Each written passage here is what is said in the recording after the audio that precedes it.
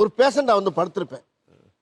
காலில் அடிபட்டு கட்டு மேலே தூக்கணும் மணிக்கு இருக்கு. சொன்னா அவன் அடிக்கிறான், சொல்லாட்டி இவன் அடிக்கிறான்.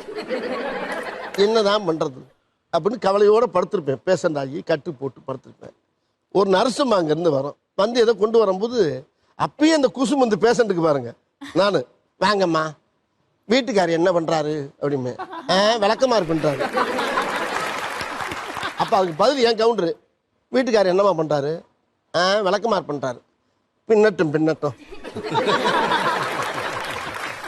அந்த நர்சம்மா எதுக்காக விளக்கமாறு பின்றாருங்கிறது எனக்கு புரிஞ்சு போச்சு.